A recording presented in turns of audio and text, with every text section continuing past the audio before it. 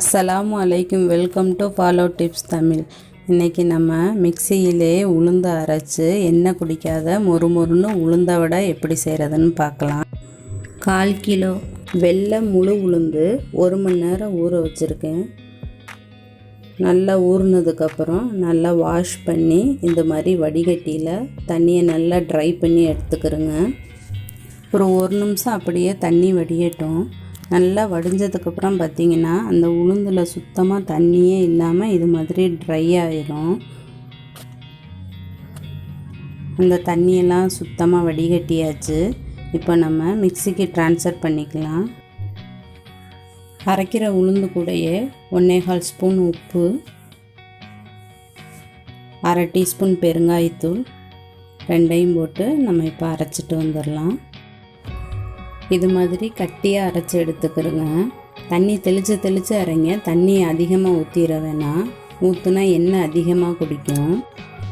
அது கூடவே பொடியாக கட் பண்ண சிறிதளவு மல்லி இலை, சிறிதளவு கருவேப்பிலை, 1/2 டீஸ்பூன் மிளகு, 2 பச்சை மிளகா பொடியாக நறுக்குனது, இது எல்லாத்தையும் சேர்த்து ஒரு தடவை லைட்டாக இது மாதிரி மிக்ஸ் பண்ணி விட்டுக்கிறோங்க.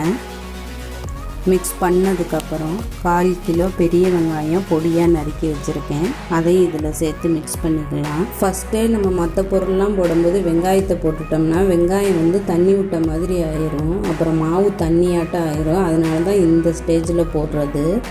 இதுவுமே விரவி முடித்ததுக்கப்புறம் பார்த்திங்கன்னா லைட்டாக சதன்னு இருக்கும். அதை பேலன்ஸ் பண்ணுறதுக்காக ஒரு 25 கிராம் பச்சரிசி மாவு போட்டுக்கிறோங்க. போட்டு அதையும் நல்லா மிக்ஸ் பண்ணிக்கிறோங்க. மொறுமொறுப்பும் கொடுக்கும், அந்த எண்ணெயும் குடிக்காமல் இருக்கும் பச்சரிசி மாவு சேர்த்துக்கிட்டிங்கன்னா. அடுத்ததாக ஒரு கடாய் அடுப்பில் வச்சு கடாய் கொஞ்சம் சூடாகட்டும். கடாய் சூடானதும் ஒரு 1/4 லிட்டர் அளவுக்கு எண்ணெய் ஊற்றிக்கிறேன். எண்ணெய் ஒரு மிதமான அளவுக்கு சூடு பண்ணிக்கிறேங்க. ரொம்ப புகை வர அளவுக்கும் வேணாம், சூடு கம்மியாகவும் வேணாம். ஒரு மிதமான அளவுக்கு சூடு வரட்டும். சூடு வந்ததும் நம்ம பிசைஞ்சு வச்ச மாவை உருண்டை பிடிச்சி பெருவரலால் இது மாதிரி ஹோல் பண்ணிக்கிறோங்க. ஹோல் பண்ணி எண்ணெயில் போட்டுக்கலாம்.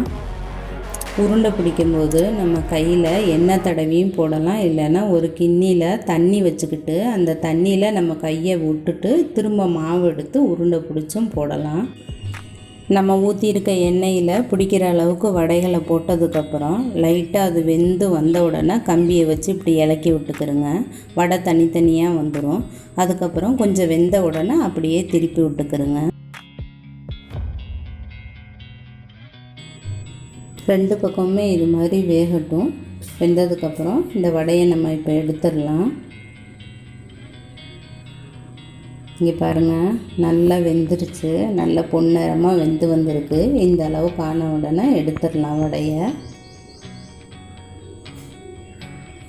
இது மாதிரியே மீதி உள்ள மாவையும் கொஞ்சம் கொஞ்சமாக போட்டு எடுத்துக்கலாம்.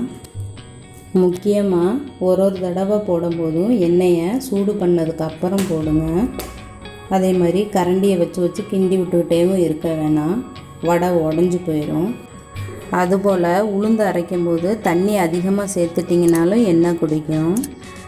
நீங்களும் இது மாதிரி மிக்சியில் மாவு அரைச்சி மொறுமொறுன்னு உளுந்த வடை சுட்டு சாப்பிட்டு பார்த்துட்டு எப்படி இருக்குன்னு கமெண்ட் பண்ணுங்கள்.